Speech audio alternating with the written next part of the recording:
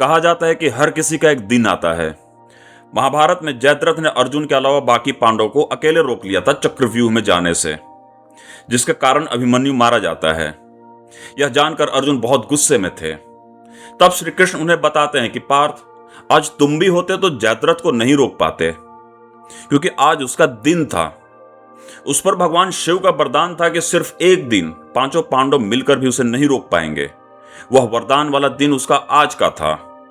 ऐसा ही एक दिन दिनेश कार्तिक का भी आया था, जब उन्होंने एक असाधारण सी वह पारी खेली थी जो सिर्फ एक ही बार खेली जा सकती है, जिंदगी में बार बार नहीं। नागिन डांस जब शादियों में होता है तो अच्छा लगता है, लेकिन वही जब कपड़े खोलकर क्रिकेट के मैदान में हारी हुई टीम को अपमानित करने के लिए किया जाता है तो वह क्रिकेट के इतिहास पर एक काला धब्बा लगा देता है। जीत बेशक भारत की हुई थी, लेकिन भारतीय खिलाड़ी श्रीलंका के झंडे के साथ मैदान में चक्कर लगा रहे थे। नमस्कार, मेरा नाम विनीत सिंह है और आज के वीडियो में हम 2018 में श्रीलंका में हुई निधास ट्रॉफी के फाइनल मैच में महज 8 गेंदों में खेली गई उस तूफानी पारी के बारे में जानेंगे। श्रीलंका अपनी आजादी को सेलिब्रेट करने के लिए निधास ट्रॉफी का आयोजन करता है। 2018 में 3 देश भारत, श्रीलंका और बांग्लादेश यह ट्राई सीरीज खेल रहे थे। भारत पहले ही फाइनल में पहुंच चुका था और लीग का दूसरा अंतिम या यूं कहें सेमीफाइनल मैच श्रीलंका और बांग्लादेश के बीच खेला जा रहा था, जो यह डिसाइड करने वाला था कि यहां से जीतकर कौन फाइनल में जाएगा और भारत से खेलेगा। सेमीफाइनल के इसी मैच से बांग्लादेशी नागों का आतंक शुरू हुआ था श्रीलंका के खिलाफ, जिसका फन भारत ने फाइनल में कुचला था। इस मैच में श्रीलंका ने पहली पारी में खेलते हुए बांग्लादेश को 160 रनों का टारगेट दिया था जीतने के लिए, जिसके जवाब में बांग्लादेश को अंतिम ओवर में 12 रन चाहिए थे जीत के लिए। क्रिकेट बहुत ही निर्दयी खेल है। यहां श्रीलंका ने आजादी के दिवस पर अपने देशवासियों को जीत का उपहार देने के लिए अंतिम ओवर इसरो उडाना को दिया। ओवर की पहली बॉल बाउंसर थी, जिसपे कोई रन नहीं मिलता है बांग्लादेश को, और दूसरी बॉल फिर से बाउंसर होती है और यहां 1 रन लेने के चक्कर में एक खिलाड़ी रन आउट हो जाता है बांग्लादेश का। यह देख बांग्लादेश के कप्तान साकिब अल हसन दूसरे बॉल को नो बॉल की मांग करते हैं, लेकिन नो बॉल नहीं मिलता है, जिससे साकिब गुस्सा होकर खिलाड़ियों को मैदान से वापस बुला लेते हैं। यह क्रिकेट के इतिहास में एक अनोखी घटना होने वाली थी, लेकिन बाद में एक सीनियर बांग्लादेशी खिलाड़ी महमूदुल्लाह के समझाने से खिलाड़ी वापस मैदान में खेलने आ जाते हैं। यहां से 4 बॉल में 12 रन चाहिए थे, तब महमूदुल्लाह ने 3 बॉल में 1 छक्का और 1 चौका लगाकर बांग्लादेश को जीत दिला दी। हार के गम से टूटा हुआ श्रीलंकन बॉलर इसरो उडाना वहीं पिच पे बैठ जाता है। उसी के देश में, उसी के लोगों के सामने बांग्लादेशी खिलाड़ी नागिन डांस करके उसे अपमानित कर रहे थे।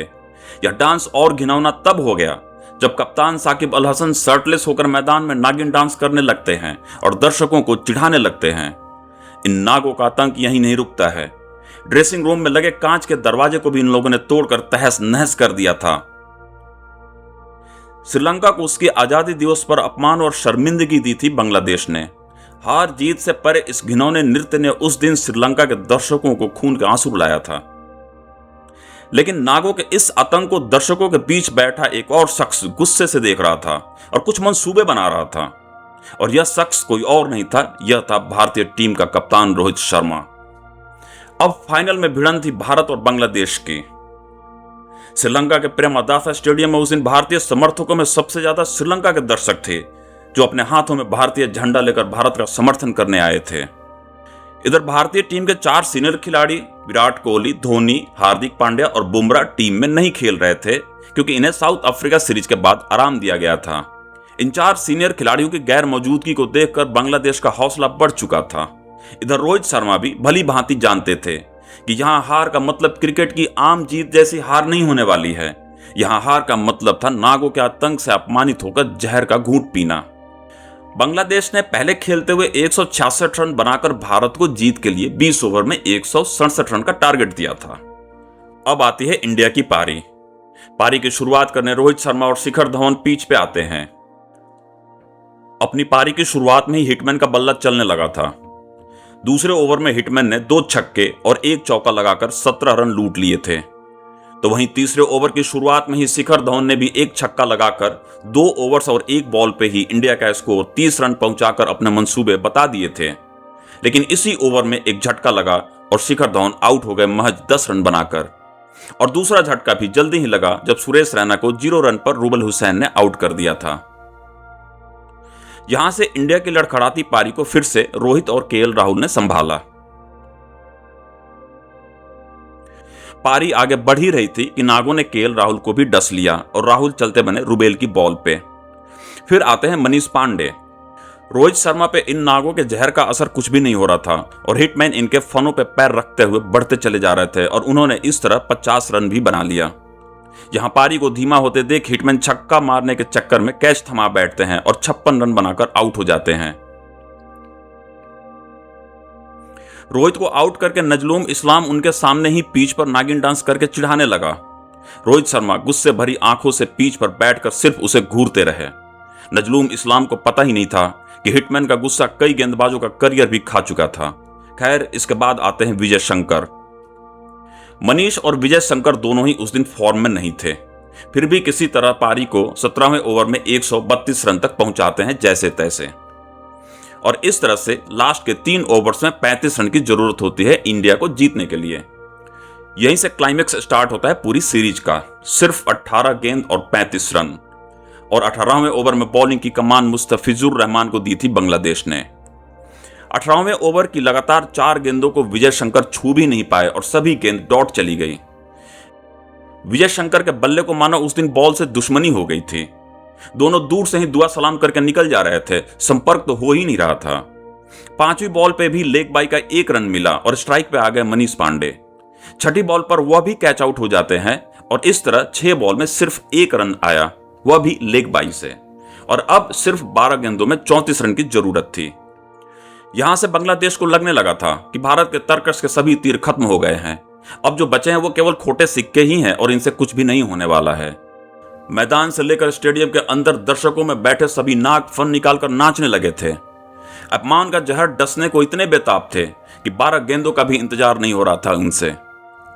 लेकिन जहां से बांग्लादेशी नाग अपनी जीत की शुरुआत समझने लगे थे, वहीं से इनकी हार की कहानी लिखने के लिए एक महामानव के कदमों की आहट आती है स्टेडियम में। वो कब से भूखे शेर की भांति डगआउट में चक्कर लगा रहा था गुस्से में कि उसे ऊपर के ऑर्डर में क्यों नहीं भेजा गया था। आने वाले तूफान का नाम था दिनेश कार्तिक। रोहित शर्मा की जुबानी सुनते हैं ये वाकया। मैं जब आउट होके आया ड्रेसिंग डगआउट में, तो मैंने दिनेश मेरे को बहुत गुस्से से देख रहे थे, बहुत। तो मैंने कहा दिनेश सब ठीक है, you know I think better it will be better that you go in the end and finish the game of. बोला हाँ ठीक है। मतलब क्या हुआ? बोला यार ऊपर भेजना चाहिए था मुझे। यार अभी भी यू नो गुस्सा हो गया। हाँ बहुत गुस्से में थे, मतलब मैं देख रहा था एकदम लाल हो गए थे वो। यहीं से शुरू होती है उन 8 गेंदों में खेली जाने वाली तूफानी पारी। दोस्तों, अगर ये वीडियो आपको अच्छी लग रही है तो लाइक और कमेंट्स जरूर करें ताकि ऐसे वीडियो बनाने के लिए मुझे प्रोत्साहन भी मिल सके। यहां से 12 गेंदों में 34 रन चाहिए थे और स्ट्राइक पे थे नए बल्लेबाज दिनेश कार्तिक, जो अभी अभी आए थे। ऐसे में बांग्लादेशी कप्तान साकिब ने अपने तरकश के सबसे बेहतर गेंदबाज के हाथ में गेंद थमाई, रुबेल हुसैन, जो महज 3 ओवर में उस दिन 13 रन देकर 2 विकेट ले चुका था। रुबेल की पहली ही बॉल पे कार्तिक ने डीप मिड विकेट की तरफ एक छक्का मार दिया। मैदान में एक ऐसा शोर सा उठा, जो भारतीय समर्थक जीत की उम्मीद छोड़ने लगे थे उनको एक आशा की किरण नजर आने लगी। रुबेल की दूसरी बॉल पर फिर कार्तिक ने चौका लगा दिया। हर एक बॉल और दिनेश कार्तिक के हर एक शॉट से शोर बढ़ता ही जा रहा था।